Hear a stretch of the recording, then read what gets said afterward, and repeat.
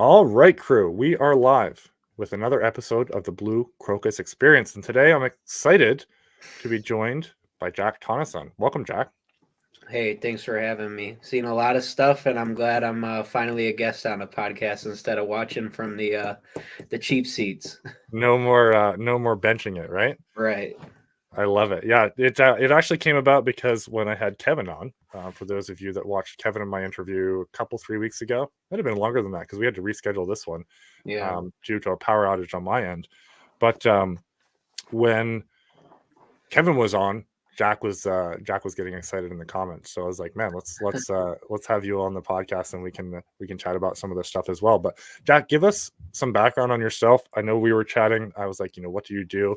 Um, but give us some background on what you do, where you are, and obviously we can see on the background there, college hunks as well. But give us some background, man. Yeah, cool. So basically, I'm the operations manager out of the Germantown, Wisconsin College Hunks. So anything day to day, scheduling, estimates, occasionally being out on the trucks. If guys don't want to work for whatever reason.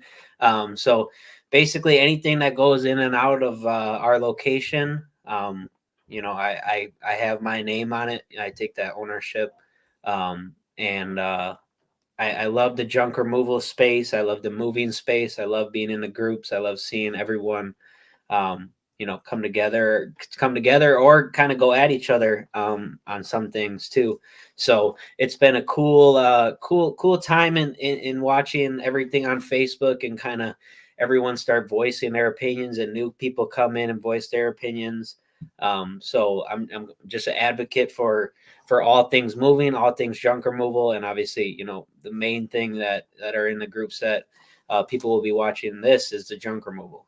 So that's where I kind of started out. I started out as a truck team member.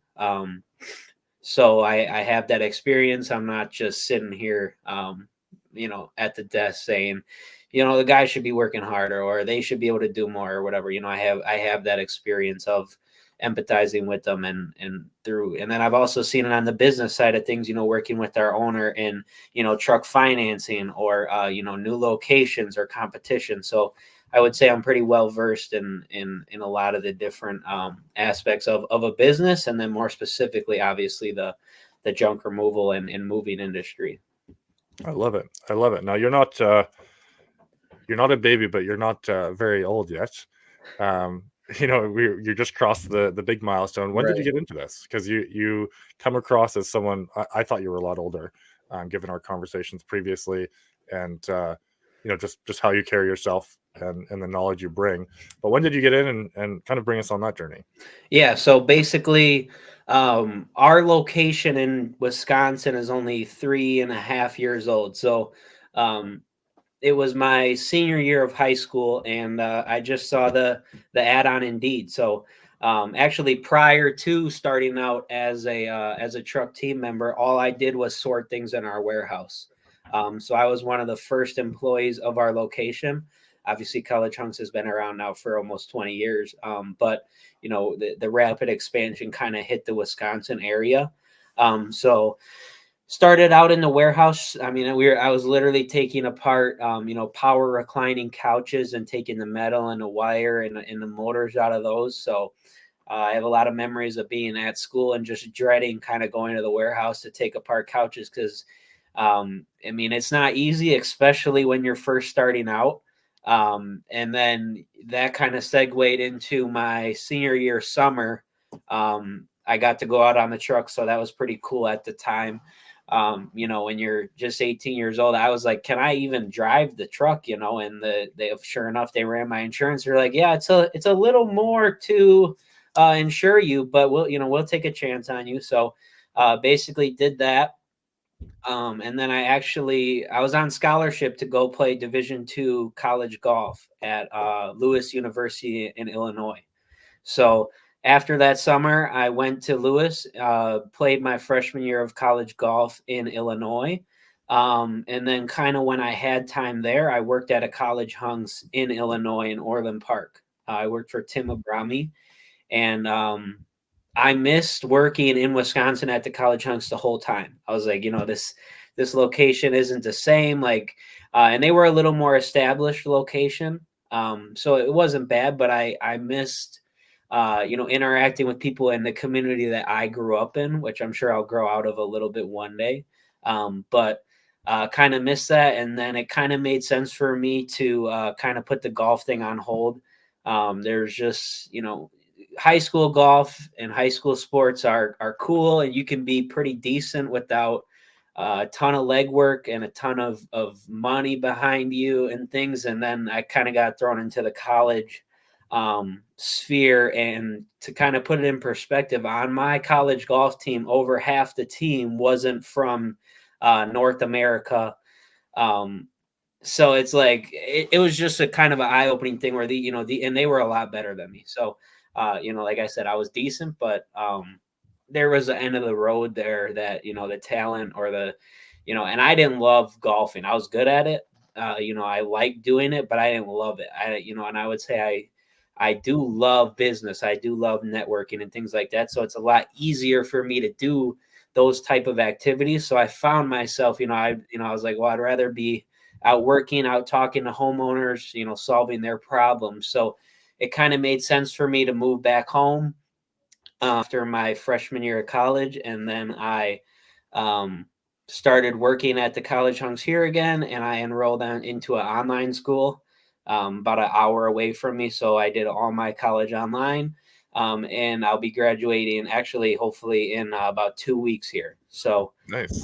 And in the meantime, I've also balanced, obviously, working full time at College Hunks. So that's kind of how I got to where I'm at now. I like it. The birthday last week, and then the big graduation in a couple of weeks. That's for sure. I love it. That's a cool journey. Yeah. Now, I have a question. I'm kind of jumping ahead. I appreciate you kind of bringing us up to speed, but how much moving and how much junk removal do you guys do? I've always been interested in that split for you. Our location does exactly 50-50 roughly. So some years will be 45-55, but the next year could easily flip 55-45 again. So they're never obviously exactly 50-50, but on average, we're about 50-50, which is I don't have the raw data of every single franchise that College Hunks operates, but generally speaking, from what I hear from other owners and the other groups that I'm in, we hear a decent amount of their moving side is bigger than their junk side, marginally. I would say, the biggest gap would probably be like 70-30 at that. So that's kind of what we hear. Our location has been a little bit of an anomaly in being real high junk removal revenue. So that answers that. Which do you prefer? Because junk seems like it's easier for people to get into. Moving, you have to be, a little bit more careful. You can't just for sure destroy everything.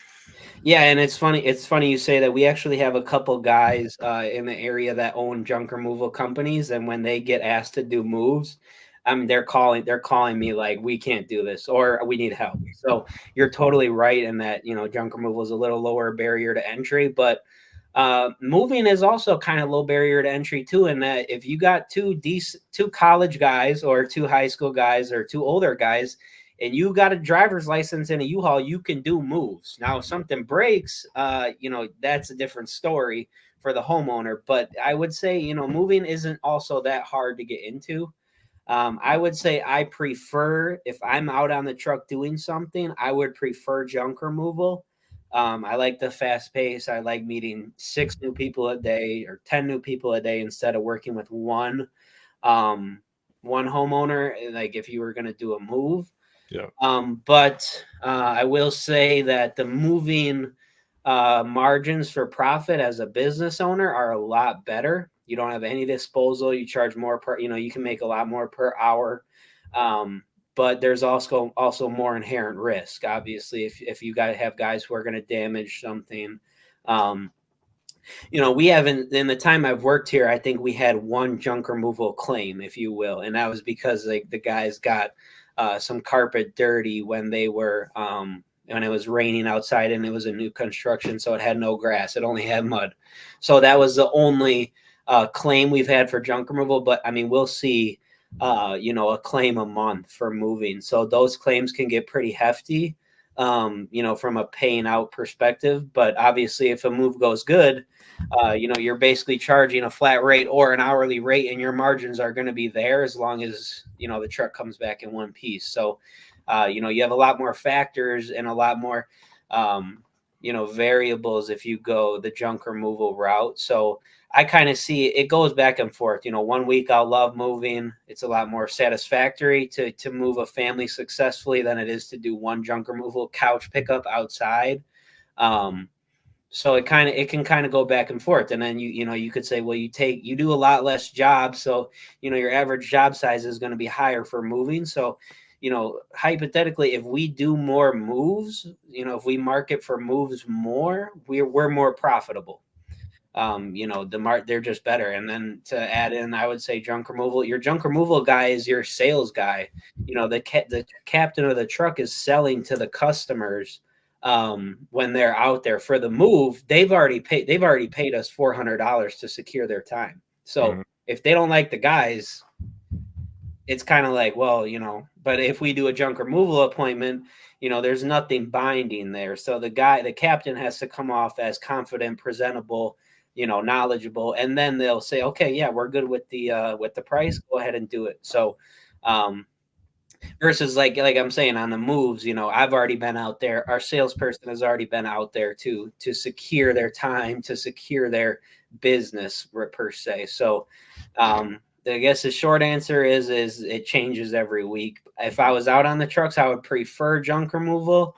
But if I was a owner or saw it from that lens, I would say probably moving. Interesting.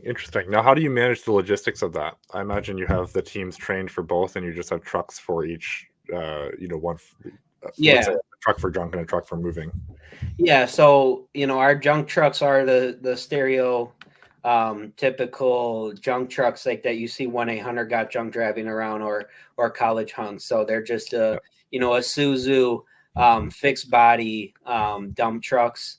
But we have decided to use box trucks a little more for junk removal than we would have in the past. I'll give some credit to Andy Wines on that, who's right down the road from us. Kind of opened my eyes into thinking that could be a better idea, but we still do like the, we're not getting a ton of great stuff to donate or recycle. So the open top Isuzu dump trucks are pretty beneficial for that. And then obviously our moving trucks are just straight box trucks, 26-foot trucks or 20-foot trucks. And as far as the logistics go for managing the guys, we'll always start them out as they're going to have to be able to do both. And we don't train our guys in junk removal to ever throw anything or break anything in general. In my opinion, it's just not the best look. So, whether it's we're at our warehouse or we're at a job, we're never throwing anything. We're never purposely getting anything dirty or, just breaking it for fun more problems because, they're going to break something in the driveway and the nail's going to fall out. And then the customer's going to be calling us like, why'd you guys do this? Even if our guys sweep up, there's going to still be some remnants left there. So our guys are always trained for both. The minute they come in the door, if someone says they only want to do junk, I'm going to tell them no.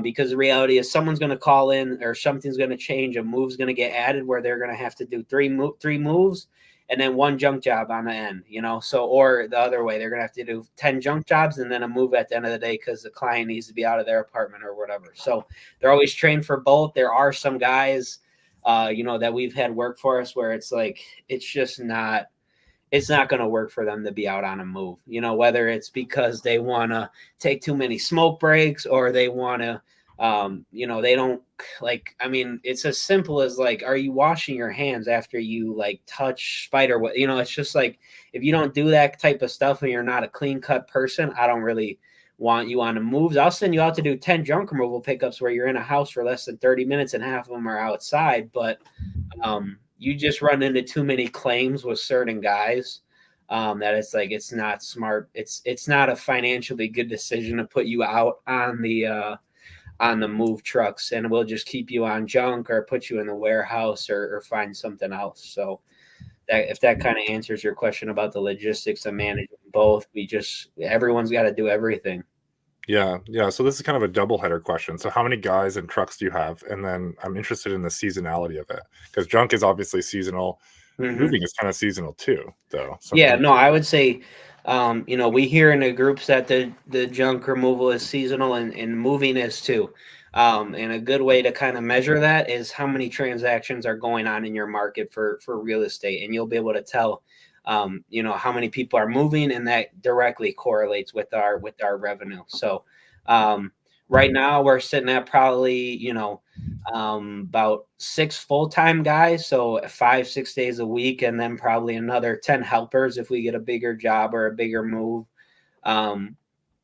Something we recently have started doing is hiring like helpers or other college hunks on the back end of our move. So we'll have a guy loaded up here, and then he'll drive up to Green Bay, and then he'll have 2 college hunks helpers from a different location up there to help him unload. So we kind of save on the like if they have to stay overnight or whatever, then we don't have to pay for 3 hotel rooms or things like that. So if I get a ton of guys who want to work full time, we'll have way less employees. If we have, some guys who are in college, like myself, and they say like, I got to split time between college and work, then you could have unlimited employees if they all can work one day. So, sometimes when people are like, I only have 4 employees, and then they say they're doing 50,000 a month in revenues, people are like, no, you're not. But it's like, well, if they want the work, if they need the money, I could see how it can happen in the same way. If they say they have 20 guys and they're only doing 30K a month, it's very possible. That makes sense. Yeah. How do you get most of your moving jobs? Because I'm kind of going to segue into commercial after, but where do most of your moving jobs come from? We're at about like 50% Google paid ads, and then like the other remaining, you probably have another 30 in like repeat referral.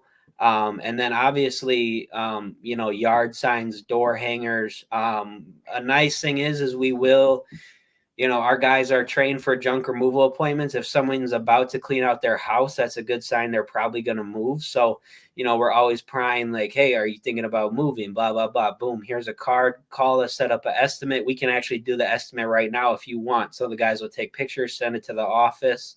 So it's a decent lead source. I mean, if it's an extra 2 moves a month, that can be a decent amount of revenue. So, probably 50% Google, 30 to 40, repeat referral. And then you got obviously signs, junk removal jobs. We don't do any brokering, so we don't work with any brokers right now, which is pretty popular in the moving industry. We have national accounts with college hunks, so relocation partners that partner with, like, say, big companies like, I don't know, you could call it BMO Harris. I know they might be up in Canada.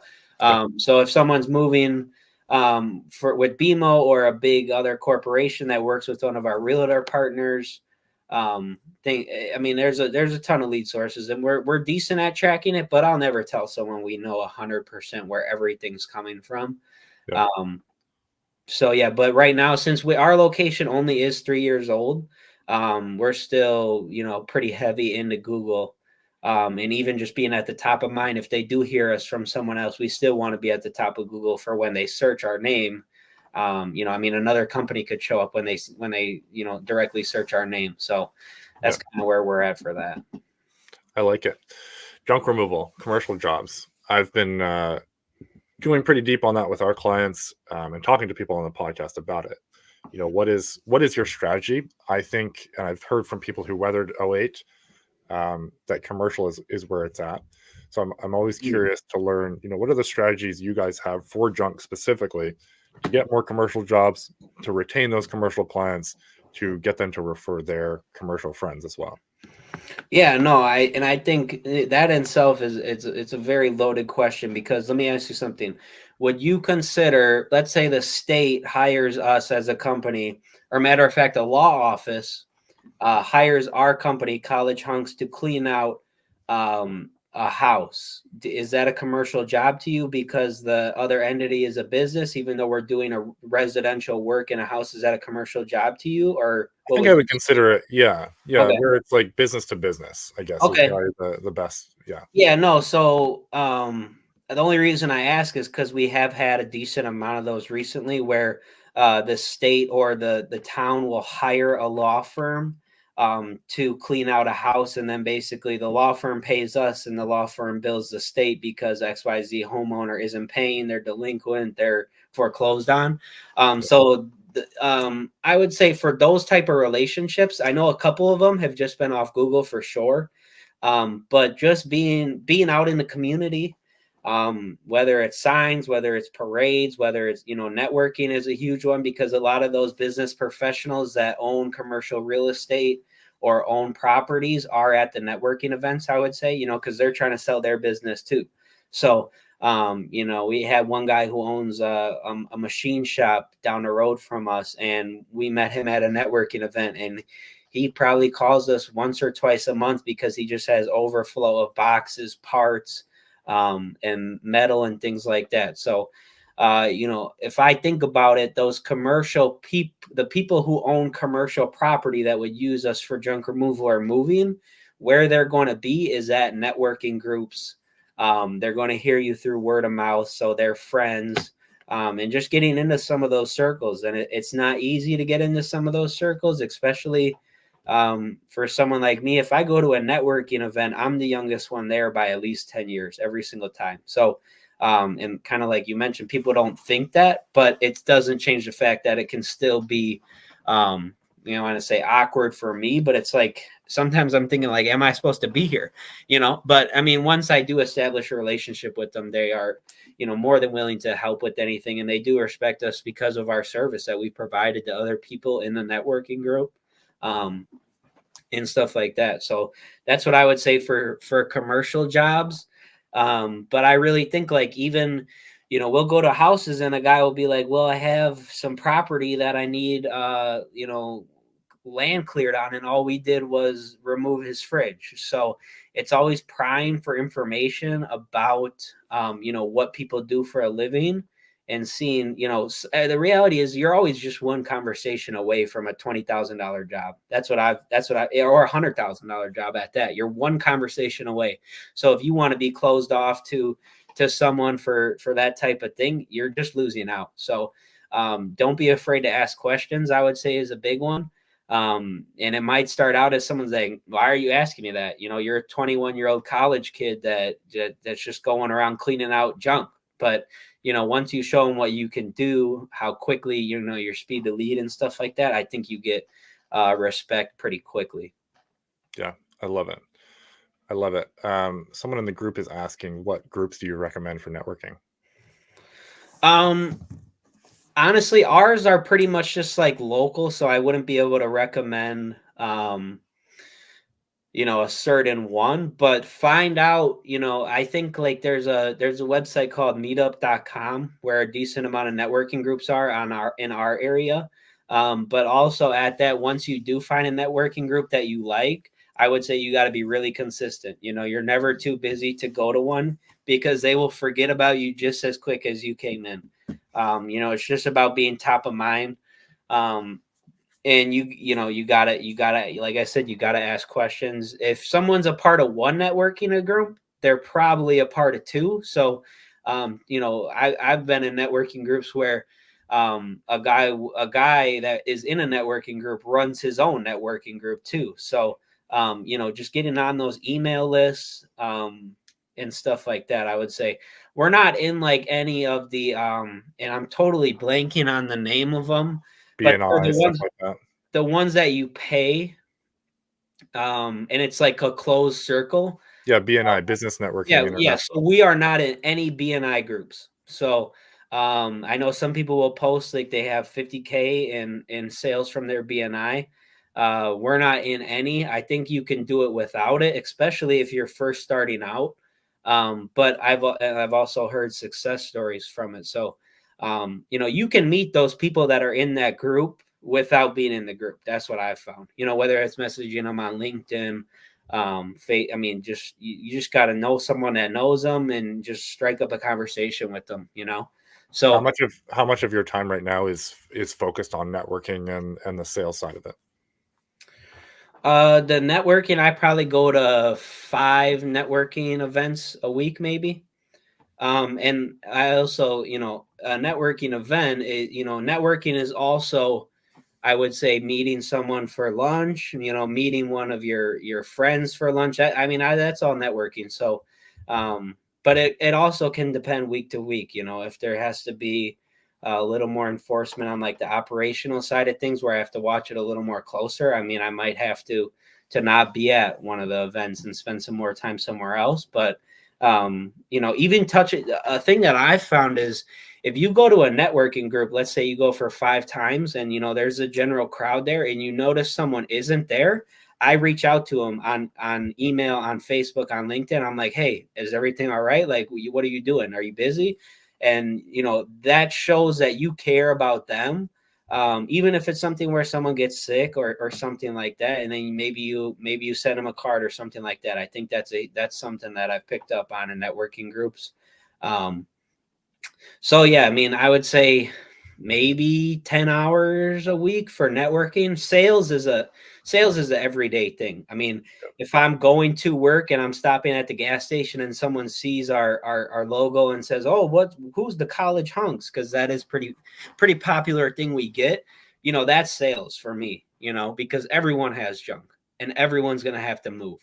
The average person moves 11 times in their life. So everyone's probably 10 years away from moving at the max. So, just them thinking about you is huge for sales. So, if there's more leads, there's more sales, you know what I'm saying? So, I would guess that answer is a little bit subjective to what's going on. Yeah, for sure. For sure. Yeah, and I pulled it up in the groups here so I can see. So Robin Shaw asked that first question, and then Christian Perez is asking, so were you a franchise owner or one of the founders? I'll let you just quickly recap what you said at the Yeah, beginning. no, so I'm just the operations manager right now. So, but I've been there from the beginning. So, whatever happens, the trials, tribulations of starting a franchise, even being an established one, is still not something to look past. So I've been, in the day-to-day conversations of like, hey, this is not working. We just spent $3,000 on for nothing, or, we really need to have a good week to make payroll. So, I've been even though I'm just the operations manager, I would say I have decent experience in, dealing with some of those owner type of problems without the owner type of risk, basically. Yeah.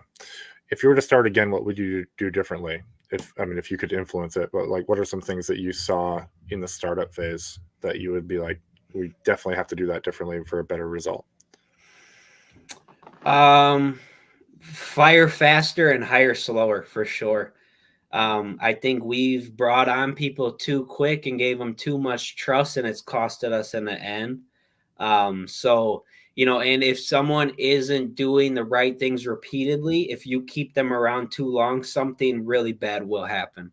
And that's subjective in itself because you never know what will happen in the future. But from our experience, there's been, it depends on your market, but some of our guys that we've had in the past, I wish we would have, after the first, second, third time, you're still not doing what we're asking, you're done, and it's at that. And you don't bring your person, you're not friends with them.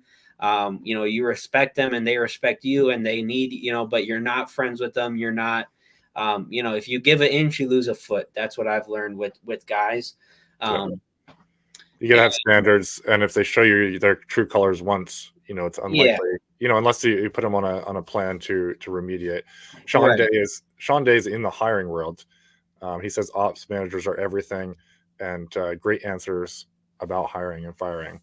Sean, that's his lifeblood. You can see his profile picture there is hire, lead, chill. Yeah. That's what he does.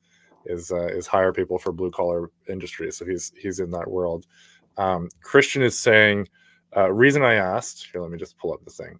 Reason I asked is because I haven't had my own company for 4 years. The first 3 was amazing. Was wondering if sticking on my own or joining a franchise was worth it. I mean, I think it's all pretty subjective to what franchise and what you're looking for and things like that. I think, through the some processes that College Hunks implements to prospective franchise owners, you'll figure out pretty quick if you like it or not. So it doesn't hurt to go to one of those or do some research on your own. But if you're 3 years in, depending on where you're at, I would probably say uh, you'd probably stick it out a couple years longer, maybe.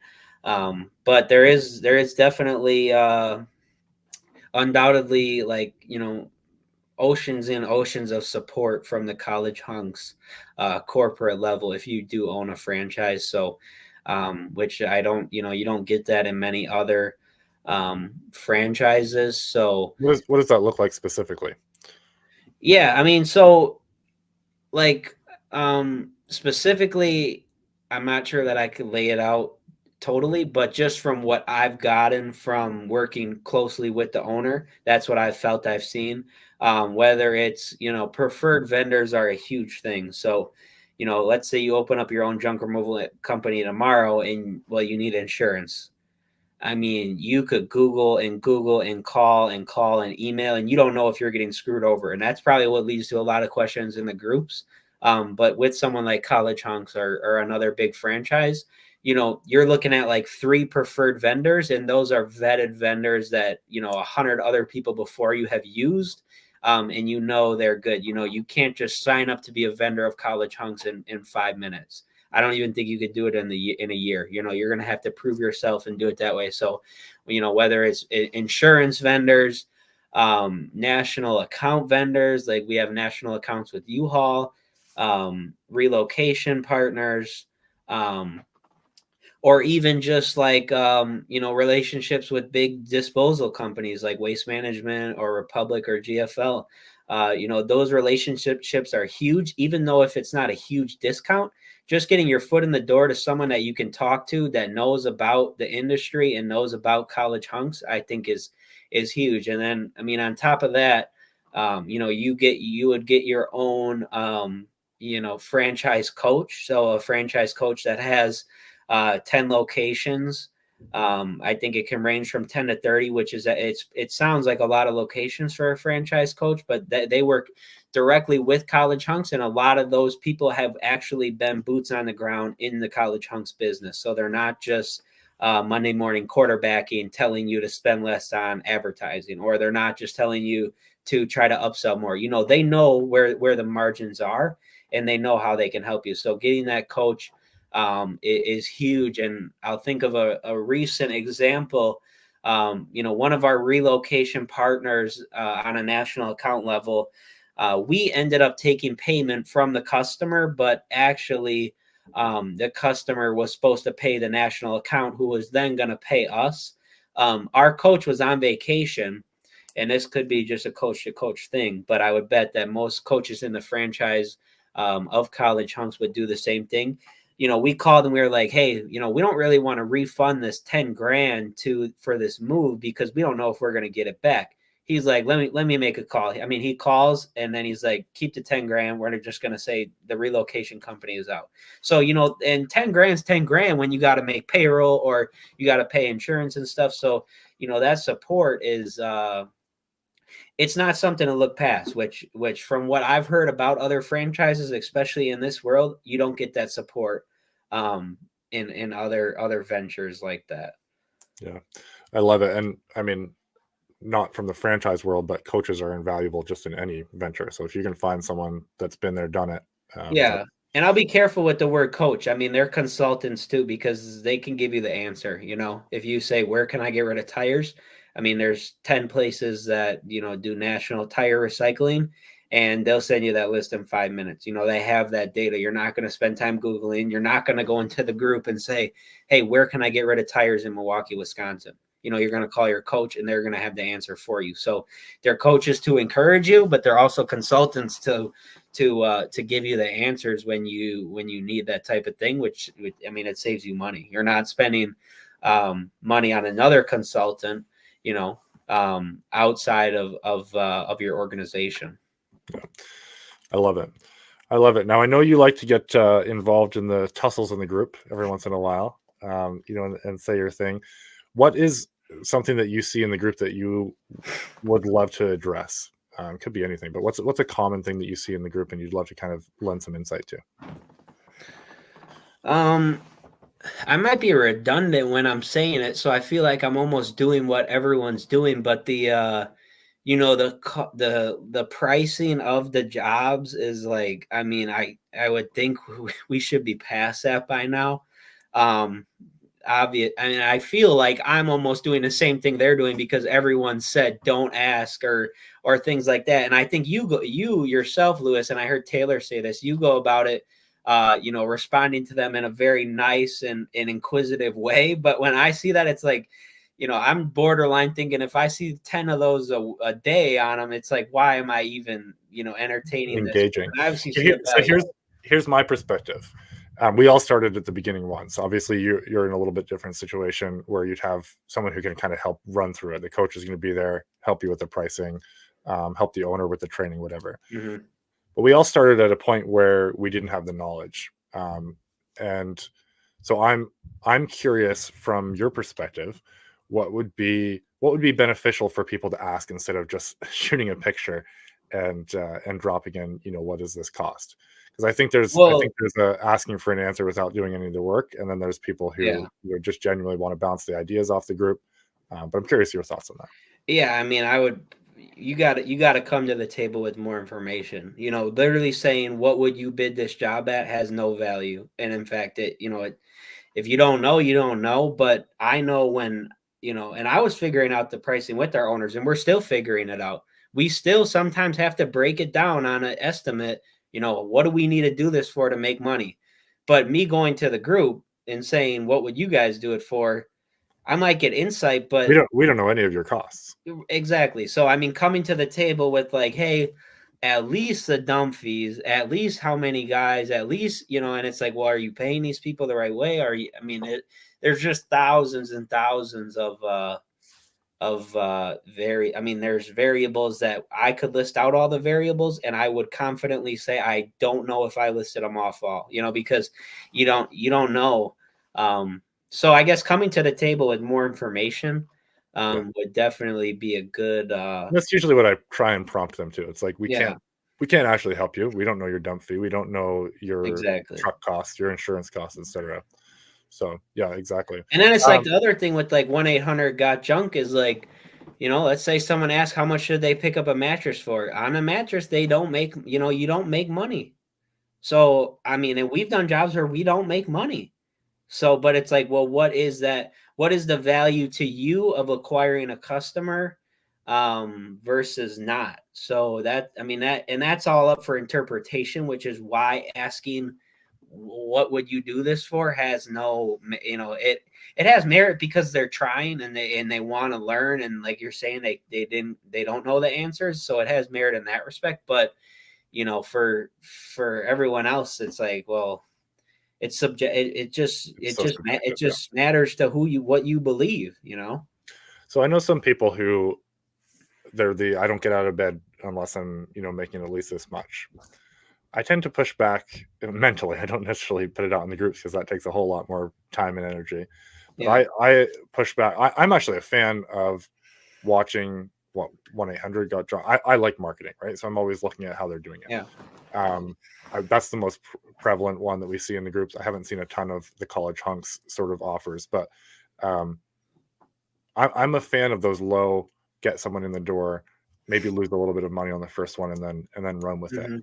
What are your thoughts on the other end when it comes to, I'm just gonna, I have to make money on every job? I think I know your thoughts because you just said you guys do lose money on jobs because the lifetime value. But no, and even that is like, okay, well, would we do a mattress pickup if we're doing other things? So it's like, it's really going to depend day to day. It's going to depend in the overall scheme of things, it is okay to lose to get, like you're saying, to get the customer, but you really got to watch that for most people in these groups.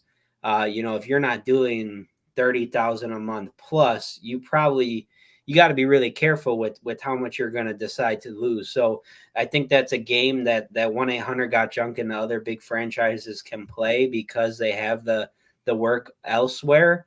And they know their numbers down to the cent too. Yeah, I mean, it just doesn't make sense for some people to do it unless you're someone who believes they'll call you back, they'll give you a review, and it'll be easy. They'll give your guys a tip, so your guys are going to be happy. I mean, it's all subjective, you know. I mean, we're okay with, you know, I'll be able to justify it sometimes, but you know, if there's too much risk, or if the guys are tired, it's not going to be worth. You know, it's not going to be worth. Yeah. Oh. Yeah, exactly. What's the craziest job that you guys have gone out to?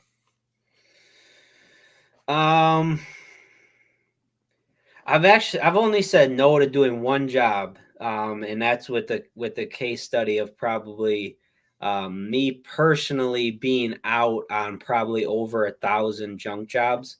The only job I've ever said no to that was actually crazy to me, which is, it's kind of graphic, but we went upstairs. It was like it's like a multi-family house. So we went up the stairs, and they had a toilet, and it's actually pretty sad when you get into some of the situations, but they walk us through the place, and it smells horrible. I don't know if it was a dead body. I don't know if it was just cat pee.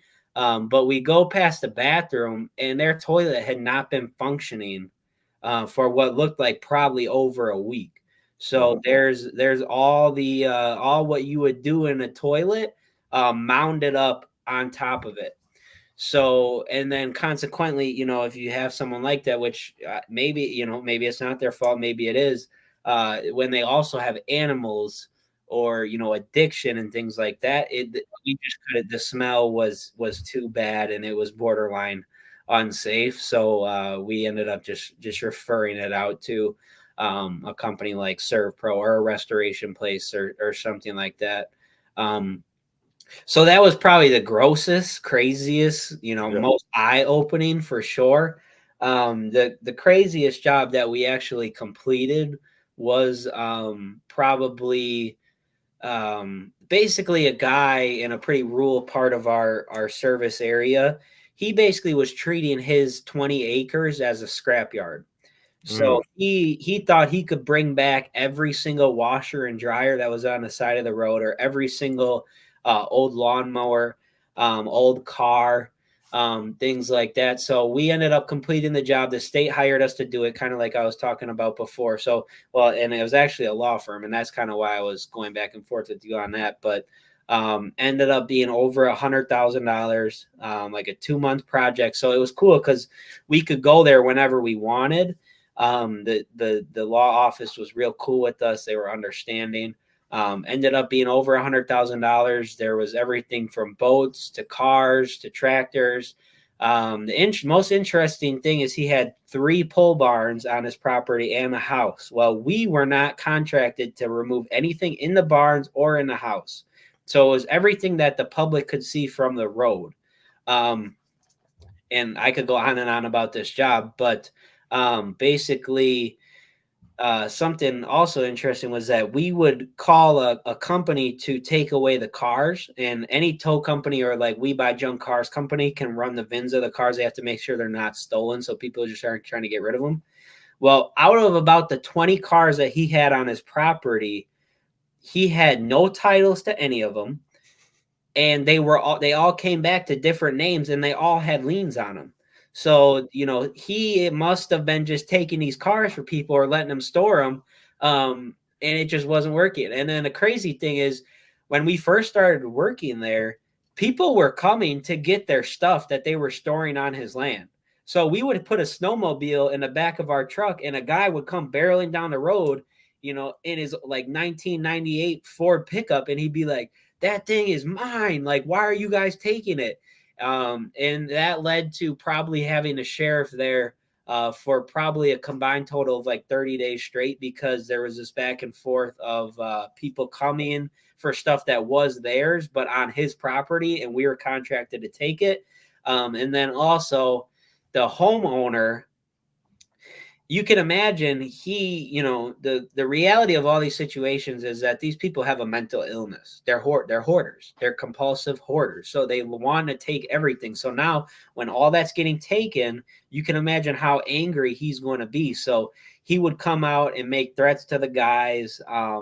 Thankfully, nothing bad ever happened, but it was a constant, all right, we're going to call the cops again. And then my guys would have to give statements to the cops because they wouldn't be able to ticket him if they didn't have statements, and things like that. So the cool thing is that it was 95% metal because Wow. he thought it was a scrapyard. Something also interesting would be is we would finish out the day, 5, 6 p.m. We had taken 20 truckloads out, filled 3 dumpsters. And he would come back with his trailer full of scrap metal and pull in and drop it off. And we would be like, okay, you better put that inside because we're going to take it. We have to take it. Because now we're at a point where, and thankfully the law office was cool, but now if we're not making it look better significantly in low amount of time, they're going to say we're getting a new company. And to us, this is a really profitable job because making money on the scrap. they're just going to bill him. Yeah. So that basically what would happen in that situation is he didn't want to clean it up. Everyone complained. And then the state said, you have to clean it up in this time or the people are coming. Well, we were the people. So he had a fine. And then basically whatever bill we gave them, they were going to put against his house for his property taxes. And that's where the illness comes in, is where when someone can't realize that and they can't help themselves, it's more sad than it is good for our business. We still have an ethical, moral obligation to do the jobs that come onto our schedule that we get contracted to do. But for me, that's you're kind of at a crossroads where he's like, I'll get it cleaned up. Just don't come tomorrow.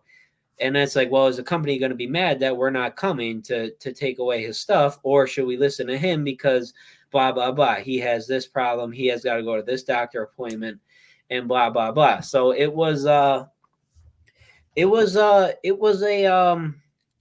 life experience, that you live a lot in those times where those type of problems are happening every day. You learn a lot about the people you work with.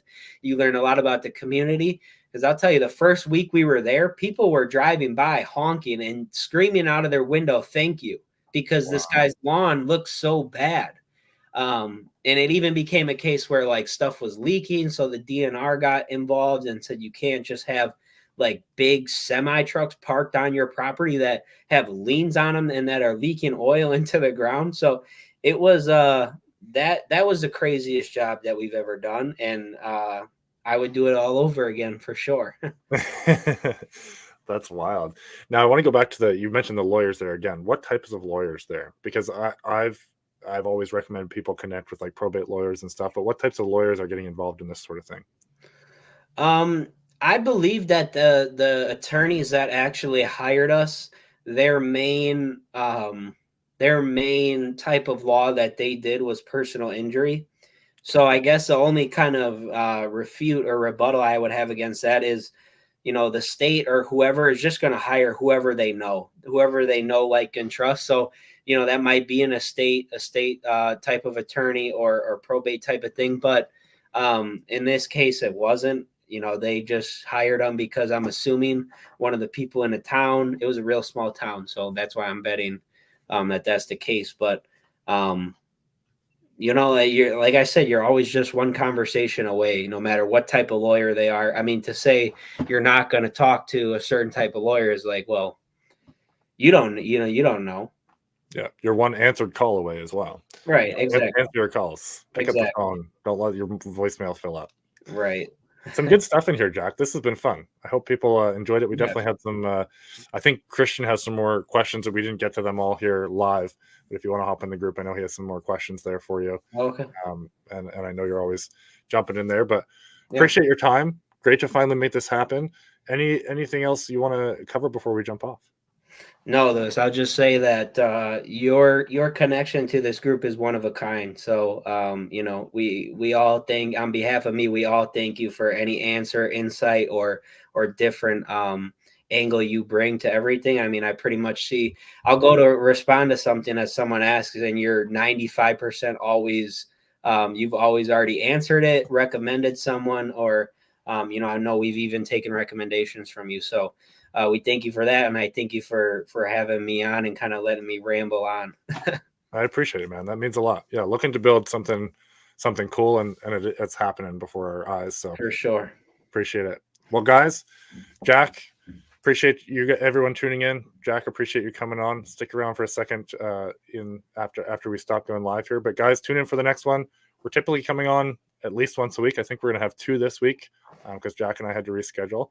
But always a blast to engage with everyone live. I always learn something from our guests and hope that you guys do too. We'll see you next time. See ya.